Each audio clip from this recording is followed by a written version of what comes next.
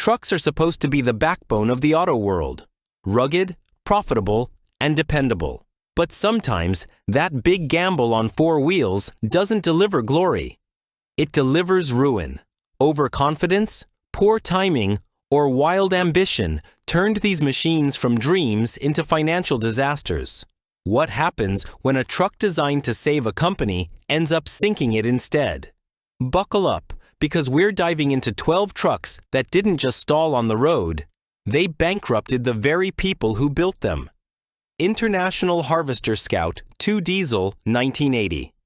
The Scout name once carried weight. International Harvester had created one of the first true SUVs in the early 1960s, a rugged rival to the Jeep. But by 1980, times had changed.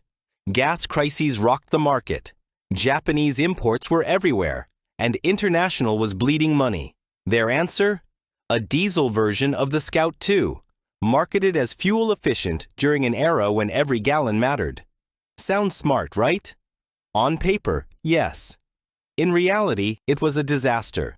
The engine was a sluggish transplant that left the truck underpowered, noisy, and unreliable. Owners complained about endless maintenance headaches, while mechanics groaned at the awkward layout. The diesel was supposed to be International's ace card. Instead, it became a symbol of a company out of ideas. Worse still, the investment in adapting the Scout stretched the company thin at the very moment it needed stability. International Harvester was already facing brutal competition in both the truck and agricultural markets. The Scout 2 Diesel didn't attract enough new customers to make a dent. By 1985, the company shut down its light truck division entirely. The Scout 2 Diesel wasn't just a bad truck. It was the final straw for one of America's pioneering names. Ironically, collectors chase them now. But back then, the so-called savior ended up being a silent executioner. DeLorean DMC 24 pickup prototype. When you hear the name DeLorean, you probably think of gull-wing doors and stainless steel. But here's the twist. John DeLorean once had his eye on a truck. The DMC 24, a prototype pickup, was meant to expand his lineup beyond the futuristic coupe. The idea was bold. Combine DeLorean's flashy design cues with utility. Investors were teased, sketches were made, and money flowed into yet another dream. The problem: the company hadn't even stabilized its flagship car. The DMC-12 itself was bleeding cash, struggling with quality issues, and failing to sell in the volumes needed. Yet resources were quietly being funneled into an idea for a truck that might never make it past the concept stage. Talk about trying to juggle knives while blindfolded. By chasing a fantasy instead of fixing reality, DeLorean spread his team too thin. The prototype ate up money in research, mock-ups, and engineering studies, but it never materialized. Investors lost faith. The company's books went deep into the red, and by the mid-1980s, DeLorean, Motor Company collapsed. The DMC-24 has since become an obscure footnote in car history, a what if that never rolled off the line. But in hindsight, it shows exactly why the brand failed. DeLorean needed focus and discipline, not another moonshot. The truck wasn't just an unfinished project. It was proof that sometimes ambition without grounding will bury you faster than failure itself. Studebaker Champ, 1960 to 1964. Studebaker was already on the ropes when it introduced the Champ pickup in 1960.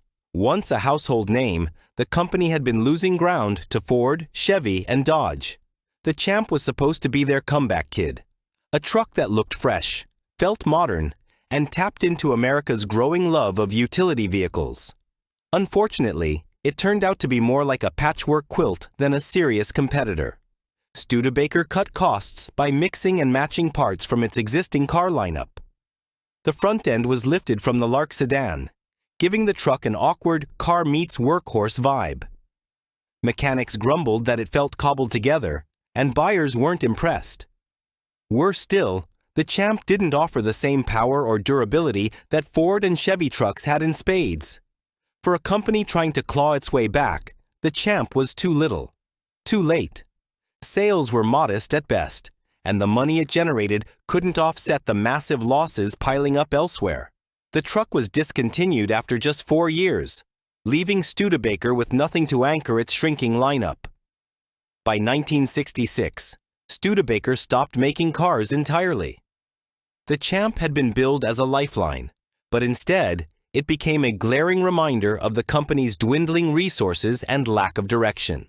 Today, surviving Champs are quirky collectibles. Back then, they were one more nail in the coffin of a once great American automaker. Bricklin Pickup Concept, 1970s. If you thought Studebaker's troubles were bad, wait until you hear about Malcolm Bricklin. This was a man famous for wild ideas. The gull-wing safety sports car, importing Subaru, even dabbling in electric cars before it was trendy. In the 1970s, he hatched another scheme, a futuristic pickup truck built with the same flashy styling as his SV1 sports car. Imagine gull-wing doors on a truck. Sounds insane? It was. The concept barely made it past early sketches and mock-ups, but that didn't stop Bricklin from spending precious money on it. His company was already gasping for air, bleeding funds from the SV1's reliability problems and ballooning production costs. Yet here he was, diverting money and energy into a truck that had no clear market. Investors were baffled, suppliers were nervous, and the dream quickly turned into a nightmare. The pickup project never reached production, but the damage was already done. It drained resources that could have gone toward fixing the SV1's problems or stabilizing the company. By the mid-70s, Bricklin's empire crumbled. The truck, despite never hitting the road, played a role in the collapse by highlighting just how recklessly the operation was run. Today, the Bricklin pickup is a ghost, barely remembered, barely real. But as a cautionary tale, it's unforgettable.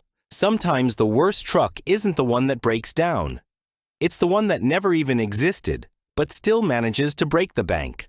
Tata Telco Line, 1990s to 2000s. Tata Motors is a powerhouse in India, but when they tried to push their Telco Line pickup into global markets, the results were brutal. On home turf, the Telco Line did fine. It was rugged, cheap, and reliable enough for tough conditions. But overseas, it fell flat. The truck looked outdated the moment it hit showrooms, and the quality didn't measure up to Japanese rivals like Toyota's Hilux or Nissan's Frontier. Tata spent heavily on marketing, distribution, and compliance with stricter safety and emission standards in Europe and beyond. That money poured out faster than sales could bring it back. Dealers couldn't move the units, reviews were harsh, and customers viewed the trucks as budget options that weren't worth the risk. The global expansion turned into a money pit. For Tata, the Telco Line experiment didn't bankrupt the entire company. They had enough industrial muscle to survive. But it left deep financial scars, particularly in the European arm of the business. Tata had to retrench, pulling back from markets they had dreamed of conquering. The truck's failure showed the harsh reality. Just because a model works at home doesn't mean it will work abroad. The Telco Line wasn't flashy, it wasn't futuristic, and it wasn't even particularly terrible. Its crime was simple. It was uncompetitive. And in the cutthroat global pickup market, that meant millions lost and reputations bruised. For Tata, the Telco Line became a hard lesson in overreaching. Ambition may open the door, but execution decides whether you stay inside. Chevrolet SSR 2003 to 2006. Few trucks in history have turned heads quite like the Chevrolet SSR. Part pickup, part convertible, and part retro throwback, it looked like a hot rod crossed with a toy truck. When it debuted in 2003, GM hyped it as a lifestyle vehicle that would blend fun with utility. On paper, it sounded like something Americans would line up for. In reality, the SSR was a financial nightmare. Its design was bold, sure, but buyers were confused. Was it a truck? Was it a sports car? Was it supposed to haul lumber or just impress at car shows? That identity crisis hurt it from the start. Add to that an outrageous price tag. nearly $40,000 at launch, far above regular pickups, and suddenly the SSR's appeal shrank to a tiny niche audience. Performance didn't save it either. Early models came with a V8 that was underwhelming for the size and price, and although later versions packed more horsepower, the stigma had already set in. Dealers struggled to move inventory, even with heavy discounts. Meanwhile, GM was bleeding billions from other divisions, and the SSR, instead of helping, just became another burden. By 2006, production ended after only about 24,000 units sold, far below expectations. The SSR didn't just flop. It embarrassed GM during a time it desperately needed a winner. Today, collectors might scoop one up for its quirky charm, but back then, it was a glaring symbol of miscalculation. GM bet on nostalgia and flash, but forgot the basics. Buyers want practicality, value, and performance. The SSR had style but no real substance, and the company paid the price. Lincoln Blackwood 2002. If there was ever a truck that defined expensive mistake, it was the Lincoln Blackwood. Ford dreamed of turning its luxury Lincoln brand into a truck powerhouse. The result? A bizarre, over-designed pickup with leather everywhere, a plush interior, and a truck bed lined with carpet and stainless steel. That's right, carpet. In a pickup. The Blackwood wasn't built for hauling, towing, or even light work. It was built for showing off.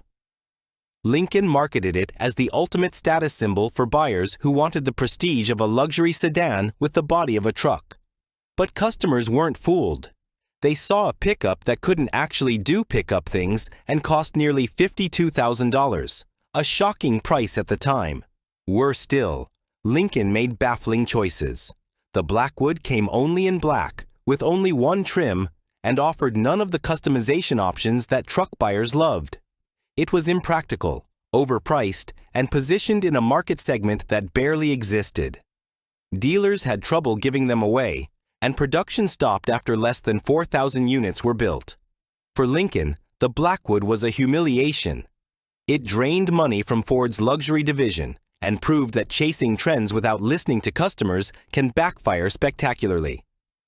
Ford had to retreat and rethink its entire strategy, eventually redeeming itself years later with the Navigator SUV.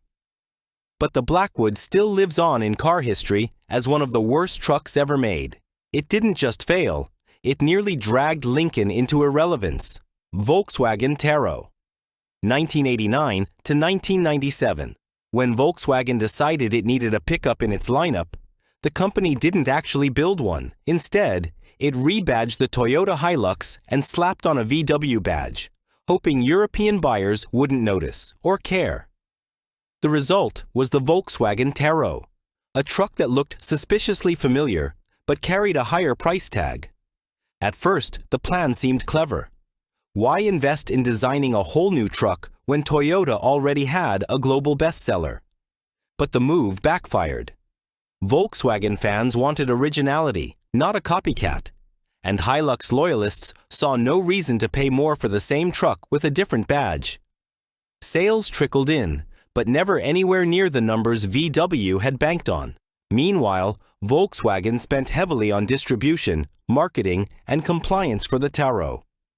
Every truck that sat unsold became another dent in the balance sheet. Toyota wasn't harmed. They still sold Hilux models worldwide. But VW's credibility in the pickup market evaporated. The Taro was quietly discontinued in 1997, leaving behind little more than an embarrassing footnote. The financial damage stung because Volkswagen had hoped the Taro would help it break into new markets. Instead, it burned money and showed the world what happens when a brand tries to fake its way into a segment it doesn't understand. The Taro didn't just flop. It proved that rebadging without purpose is a shortcut to nowhere. VW learned the hard way that a truck isn't just about a logo. It's about trust, identity, and value. Mahindra Pickup US Launch 2000s. When Mahindra, the Indian automaker known for rugged tractors and small utility vehicles, announced plans to enter the US market with a diesel-powered pickup, the buzz was real. Here was a company promising excellent fuel economy, low prices, and a hard-working truck that could undercut the big three. Dealers lined up, deposits rolled in, and American buyers curious about something different were ready to give it a chance. But then came the storm. Delays mounted as Mahindra struggled with safety certifications and emissions regulations. Promised launch dates slipped by year after year. Dealers who had invested in showrooms and marketing were left hanging with nothing to sell. Lawsuits followed, alleging broken promises and misleading claims. And the trucks themselves? By the time prototypes appeared, they looked outdated and lacked the refinement that Americans had come to expect from Toyota or Ford. The longer Mahindra dragged things out, the worse the financial damage became. Dealers lost money, customers lost interest, and the lawsuits piled up. Mahindra eventually scrapped the U.S. launch altogether, leaving behind a trail of bitter investors and wasted opportunities. For Mahindra, the failed U.S. pickup dream wasn't just a misstep, it was a brutal reality check. Global expansion requires more than ambition. It requires execution, timing, and a product that matches the market. Mahindra had none of those. The pickup that was supposed to introduce the brand to America instead became the truck that locked it out for years. Nissan Titan Diesel. 2016 to 2019. Nissan's Titan was always the underdog in the U.S. truck wars. It never came close to the dominance of Ford's F-Series, Chevy's Silverado, or Ram's pickups. But when Nissan announced a Titan XD model with a Cummins diesel engine, it looked like they might finally have found their niche. A heavy-duty style truck priced below the big boys, what could go wrong? Turns out, almost everything. The Titan Diesel hit showrooms in 2016 with plenty of fanfare. But the truck was stuck in a strange no-man's land. It wasn't quite heavy-duty enough to lure serious work buyers, and it was too big, expensive, and thirsty for casual truck owners. Worse, rivals were offering better refinement, better towing, and better value. Sales never took off. The Cummins partnership was costly. Development expenses piled up, and dealerships struggled to move the hulking trucks. Nissan had gambled heavily on this model being the breakthrough, but instead it became a millstone. By 2019, Nissan quietly discontinued the diesel option. The Titan itself continues in limited numbers, but the diesel experiment left scars that the brand still hasn't shaken. The Titan Diesel wasn't a total collapse like some others on this list, but it's a classic case of a company betting big on the wrong idea. Instead of saving Nissan's U.S. truck ambitions, it drained money and credibility. Today, the Titan Diesel is already a forgotten footnote, remembered mostly as proof that not every partnership or every engine can rescue a struggling lineup. Dodge Rampage, 1982 to 1984. Chrysler was in crisis in the early 1980s. The company was fighting for survival, and Lee Iacocca's leadership was all about radical experiments. One of those was the Dodge Rampage, a car-based pickup built on the same platform as the Omni and Charger. Essentially, it was Chrysler's answer to the Chevy El Camino and Subaru Brat. It was supposed to attract younger buyers looking for something affordable, sporty, and versatile. Instead, it landed with a thud. The Rampage lacked the power and toughness of real pickups, and it lacked the style and charisma of its rivals. Buyers were left scratching their heads. Was it a car? Was it a truck? Whatever it wasn't selling. The timing made things even worse. The early 1980s saw American buyers turning toward compact Japanese pickups like the Toyota Hilux and Nissan Hardbody. Those trucks were dependable, efficient, and cool. The Rampage, by comparison, looked awkward and underdeveloped. Sales were sluggish from the start, and Chrysler, already strapped for cash, couldn't afford the luxury of propping up a flop. By 1984, the Rampage was gone. It didn't kill Chrysler by itself, but it sure didn't help. The company had to rely on minivans and the K-car platform to stay afloat. The Rampage today is a quirky collectible, But back then, it was an expensive failure that showed how desperate Chrysler was. Sometimes being bold pays off. Sometimes it just empties your wallet. Ford Tonka F750. Concept 2002.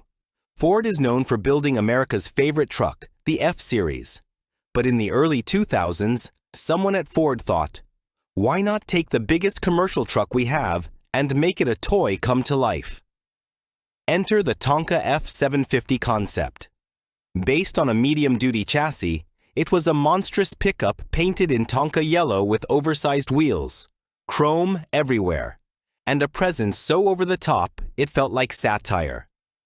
The Tonka concept actually reached limited production, offered to customers willing to pay a fortune for what was essentially a novelty item. But here's the problem. No one really needed it. It was impractical for work, too big for daily driving, and far too expensive for regular buyers. The costs of developing, marketing, and showcasing the truck added up, but sales were almost non-existent. Ford's timing couldn't have been worse. The early 2000s were marked by rising fuel concerns and tighter regulations. While Ford was sinking money into this giant toy, rivals were focusing on making their pickups more efficient, more refined, and more versatile. The Tonka F750 became a sideshow attraction rather than a profit maker. For Ford, the Tonka truck didn't sink the whole company, but it drained resources and stood as a distraction at a time when the truck division needed focus. It's remembered today as one of the most ridiculous trucks ever sold, a cartoon made real. Instead of strengthening Ford's dominance, it served as a reminder that even the best-selling truck brand in the world can waste millions chasing spectacle over sense. So there you have it. 12 trucks that didn't just miss the mark, they crushed the wallets of the people who made them. From Studebaker's last gasp to Nissan's diesel misstep, each of these stories proves the same point. Trucks may look tough, but bad decisions can make them fragile. Which one shocked you the most? Drop your thoughts in the comments. Share this video with your fellow gearheads, and don't forget to subscribe for more tales of machines that made history, for better or worse.